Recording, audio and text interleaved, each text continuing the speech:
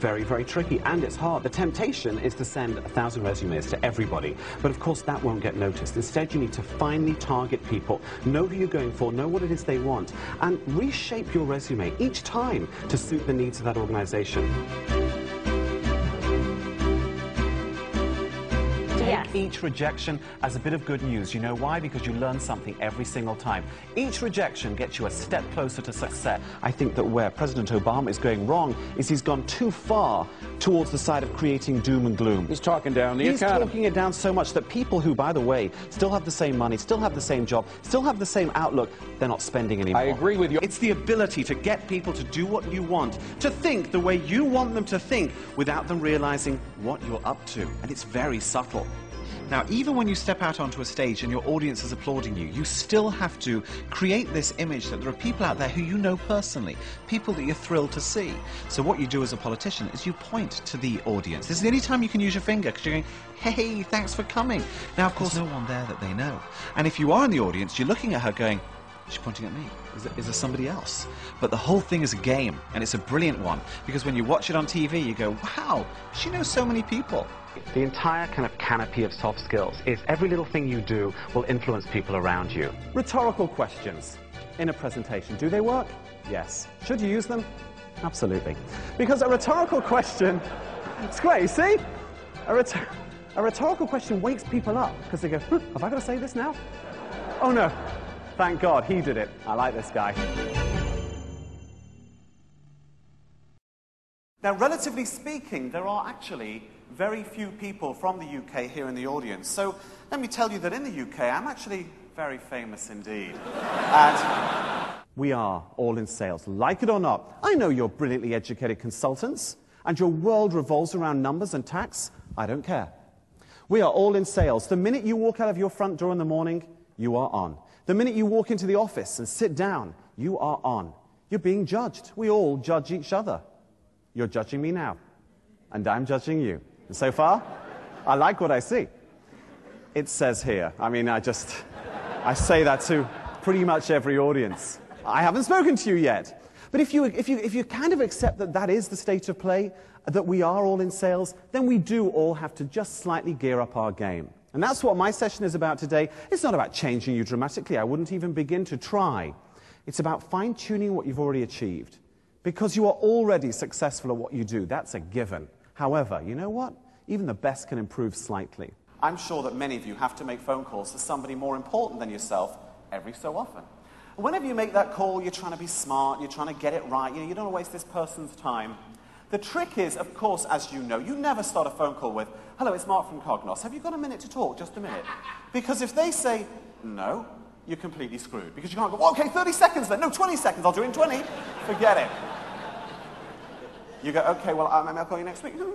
And that's it. So instead, you turn it on its head, and I'm sure most of you do this anyway. And you go, hi, it's Mark from Cognos. I'm just heading out the office. I know you've got no time. Just a quick call to say that I'm going to send you an email, and I'll call you again next week. Now, because you've said you're heading out the office, because you have acknowledged that they are very busy, they can't say to you, I can't talk because I'm too busy, because you just said it. You buy yourself 20 seconds of usable phone time. Don't do this every time, because they'll think, is he ever in the office? He's always leaving the office. What kind of guy's always going out? If you have the ability to make a great presentation and speak in front of 200 or 200 or 2,000 people, I guarantee you, you will always be more and more successful.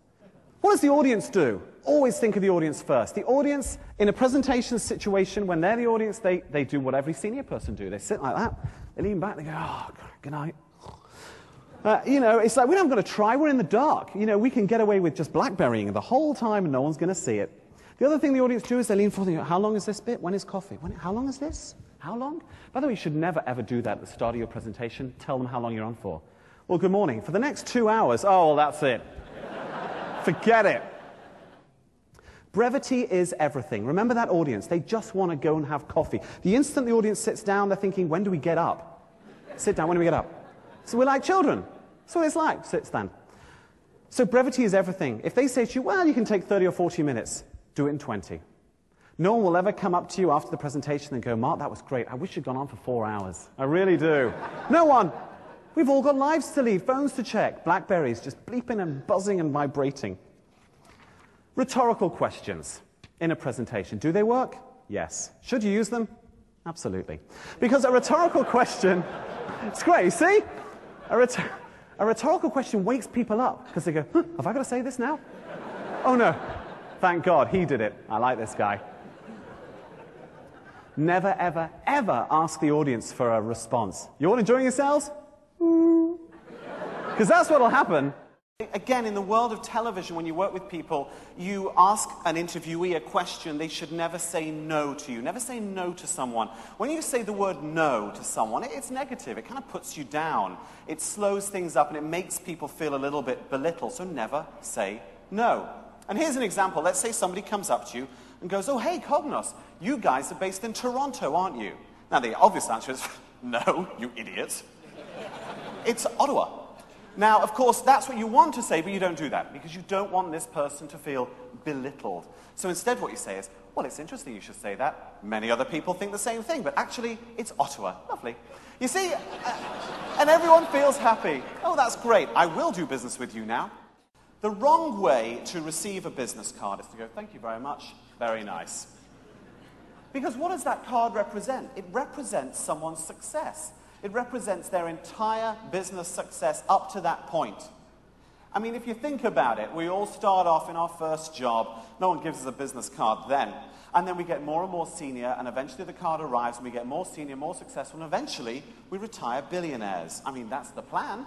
And it looks as though you guys are going that way anyway. And you know what it feels like when someone gives you your first stack of business cards. You go, there you go. You've got a title, you've got some cards. You go, woohoo, send one to mum. Flick a few around the room, and then wonder what on earth you're going to do with the rest. And eventually, you end up handing them out. So, back to my point. How do you receive the card? Just give it a moment of your time. Oh, very interesting. Canada. Just say something about the card. You know, embossed. Nice. If you give the card a moment of your attention, it just makes people feel good, and it is about that. It's about making the other person feel a little bit more connected to you, feeling a little bit more positive about the interaction with you.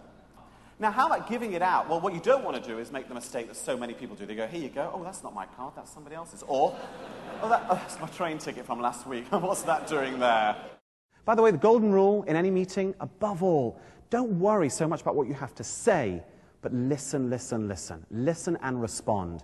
Because the things that people say to you, especially the clients, is valuable gold dust. That's what your real data is, what they say to you. What about sitting at the table itself? Well, let me just show you. People sit in different ways. I'm going to use this chair. How do you sit down? You'll notice, by the way, that very senior people always sit the same. Senior people push their bum forward, lean back, cross their arms. They haven't got to try anymore. They're already top of the tree. You're all fired. It's just how they are. What's going on? Yeah, whatever. Sometimes they do this. I mean, it's like, you know, that's not the way to sit down. I don't care how senior you are.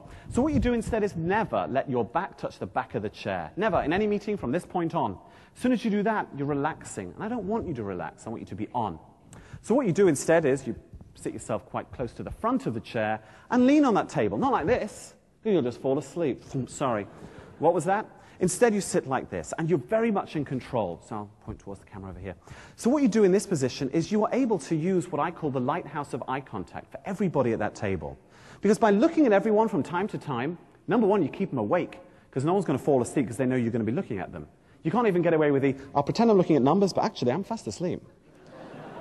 We've all been there. I'm just going to look at these numbers for a while. Oh. Let's say you're pitching to a client.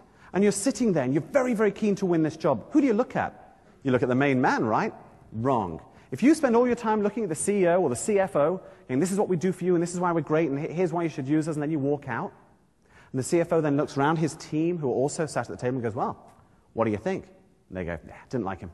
Didn't look at me once. They won't say that, but that's what they're thinking.